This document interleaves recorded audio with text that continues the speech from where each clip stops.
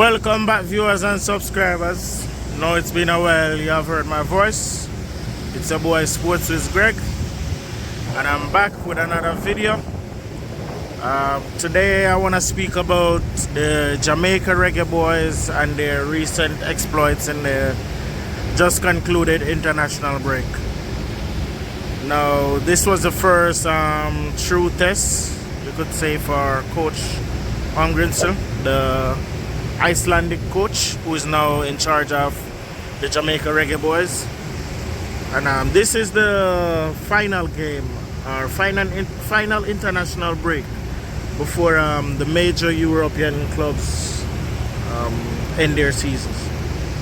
You know, so some of the players that we wanted to see, or some that we were expecting, were not available for this game. Some played in a few friendlies, like some of the younger players played in a few friendlies prior to this international break. But I must say I am very pleased so far with what I've seen from the new coach. You know, the system that he's playing. You can see that the team has an identity now. You know, not saying there was, well, you could say there wasn't much of an identity before. I mean, I'm still not 100% pleased with the way we transition the ball forward from defense to attack. Still too much long ball being played from defender all the way straight up to the attacker. I mean, I know we're supposedly the fastest nation on earth, or we have the fastest man and woman, but that doesn't always transcend on the football field, you know. So I am still not pleased with that. Our strikers, yes, they have some pace, but even when they got to the ball before their opposing defenders, or Mexican defenders in this case, there was no midfielders following up to, you know, to assist with the play. So a lot of times we saw where Shamar Nicholson got to the ball first, and you had 3 Mexican defenders up there, but none of his fellow attackers were there with him.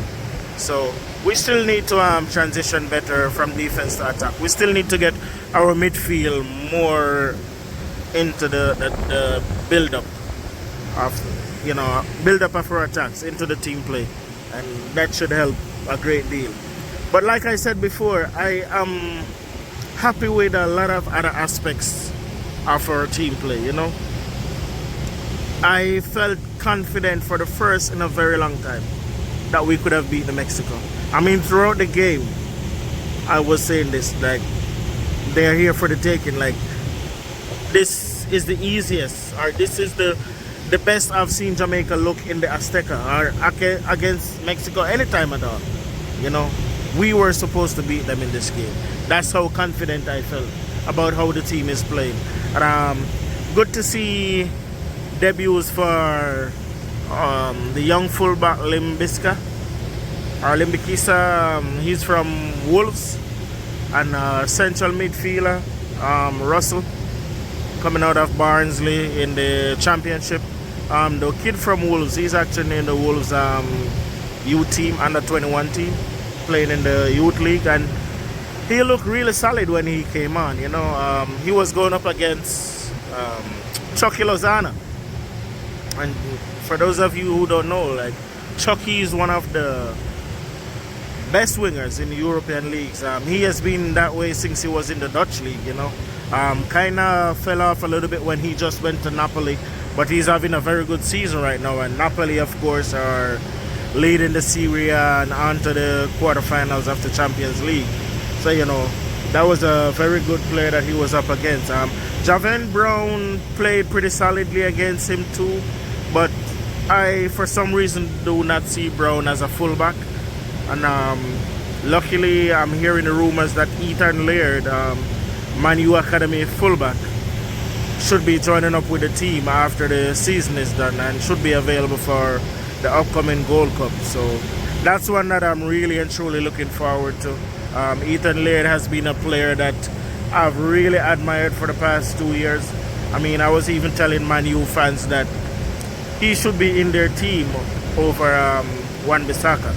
So that's how highly I rate this kid. But if he truly turns out for Jamaica, then you know that will be truly a blessing for us, for the squad. But yeah, back to the squad and how it played. Like I said, you know, lots of positives that I saw from the team. We were still without a few players that I think might be in the starting, like I said, but those who showed up, you know, or those who were available, they really showed up, and we gave Mexico a fight of it in the Azteca. Matter of fact, the Mexican fans were booing a few of their players whenever they touched the ball. That's how much we got to them, you know, in their house. I mean, the Azteca is not somewhere that, I mean, probably Brazil and Argentina goes there and beat Mexico, you know, but that's not somewhere that a Caribbean team or a Concacaf team, nonetheless, a Caribbean team goes to and gets a result. So that was very good on our part. I would have hoped the coach towards the end of the game would have made some different changes than the ones he made. I thought some of his changes were a bit too defensive, like when he took off Jamal Lowe. Kemar Lawrence was the substitute on for him. I felt like with us having a chance then of making it to the final round of the Concacaf Nations League, we had attacking players on the bench. You know, we have Trevante Stewart and we had Paris, who was playing over in, I think he's in the Belgian league right now. I don't remember the team.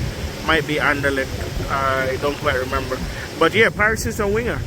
You know, I would have hoped to see him enter the field of play instead of Kemar Lawrence. But instead he went with Kemar Lawrence. And to me, that was more of a defensive move than an attacking move. And like I said, we had the chance of, if we had beaten Mexico, we would have been in the next stage of, in the final stage of the Concacaf Nations League. Now, if we had lost, we wouldn't have dropped down to League B.